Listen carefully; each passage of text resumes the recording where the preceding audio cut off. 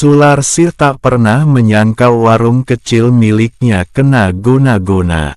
Warungnya sepi pembeli selama sebulan terakhir. Biasanya warteg itu laris manis dibeli para karyawan dan buruh lainnya saat istirahat tiba. Tetapi tidak sebulan terakhir, tak ada satupun yang mampir ke warungnya. Padahal jelas-jelas ia membuka semua pintu dan jendela seperti biasanya.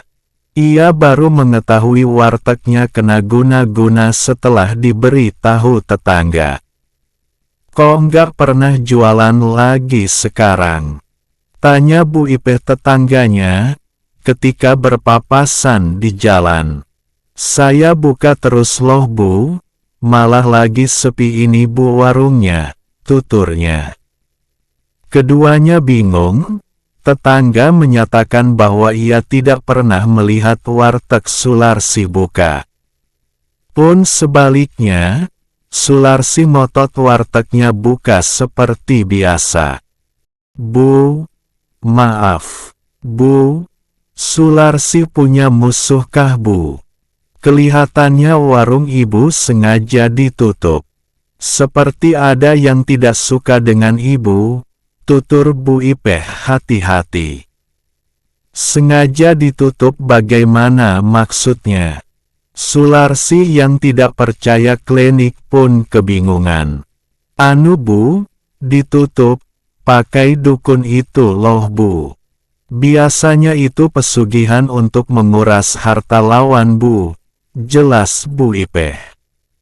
Sontak Sularsi kaget bukan kepalang. Ia sama sekali tidak berpikir kalau wartegnya sengaja dijahili orang. Kurang kerjaan sekali orang itu. Pikirannya kemudian melayang kembali ke 3 bulan lalu. Saat itu ia tengah cekcok dengan seorang pelanggan warungnya. Pria itu memang belum pernah beli di warungnya. Harusnya lelaki dengan tampilan seperti itu juga tak makan di warung pinggir jalan. Terlebih bercampur bersama pekerja berkerah biru. Meski begitu, ia tampak terbiasa makan di pinggir jalan. Lelaki itu tak celingak-celinguk, ia langsung memesan makanan yang ia inginkan. Tak berbeda dari pengunjung warteg lainnya. Hanya tampilan necis serta jam tangan bagusnya yang membedakan. Cekcoknya terjadi saat lelaki itu ingin membayar. Ia memesan nasi, terong balado, jamur crispy, telur goreng dan es teh. Harga makanan yang ia pesan hanya 23.000. Angka yang sangat sedikit bila dibandingkan dengan tampilannya. Tetapi anehnya, pria itu keberatan membayar. Laki-laki itu menganggap warteg Sularsi itu mahal. Ia berkata di warteg lainnya, ia hanya menghabiskan 20.000. Mulanya Sularsi menganggap omongannya bercanda. Tapi ternyata laki-laki itu justru tak mau membayar dan menghina masakannya. Sularsi tidak terima masakannya dibilang tidak enak dan mahal. Menurutnya itu sudah harga standar. Rasanya pun enak. Buktinya banyak karyawan yang makan di tempatnya. Lagian buat apa pria dengan tampilan necis makan di warteg? Amarahnya ia tahan, Sularsi bersabar. Percakapan di antara keduanya sudah mendapatkan perhatian. Ia mengikhlaskan bila lelaki itu tidak mau bayar. Sembari beramal, pikirnya, ditinggalnya lelaki itu untuk melayani pembeli lainnya. Tetapi laki-laki itu justru mencari perhatian. "Kalian ini bodoh sekali," tuturnya dengan lantang sembari melihat setiap orang yang ada di warteg itu. Warteg ini sudah tidak enak, mahal lagi. Tapi kalian masih makan di sini. Kalian itu dipelet sama ibu ini. Mending kalian tidak usah kesini lagi. Teriaknya sembari berjalan keluar. Tak ada yang berkata satu patah pun. Lemas Sularsi dibuatnya. Mengapa tega sekali seseorang yang kaya menjatuhkan usahanya dengan memfitnah? Sularsi memang tidak memiliki harta berlimpah seperti orang itu. Ia hanya berusaha memberikan anaknya makan dan sekolah yang layak. Tetapi malah dijegal orang berduit, sungguh kejam dunia ini baginya.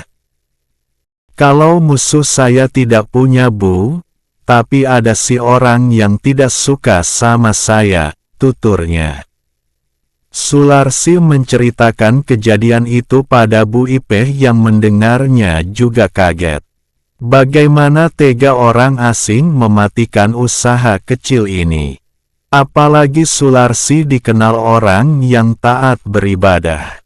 Warungnya ditutup dukun saja ia tak tahu. Tak mungkin menggunakan pesugihan pelet.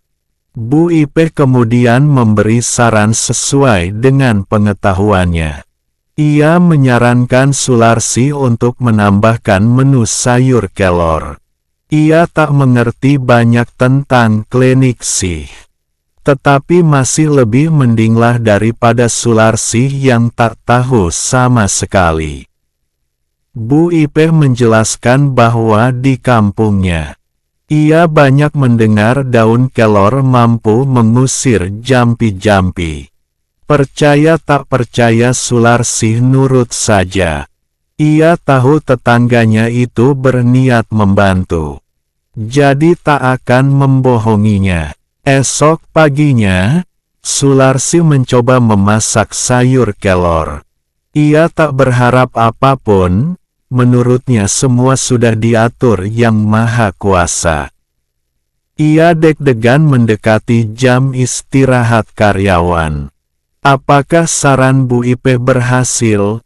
Sularsi tak tahu. Hanya 1 jam menunggu, para karyawan langganannya berdatangan. Mereka tampak sumringah melihat koki favoritnya.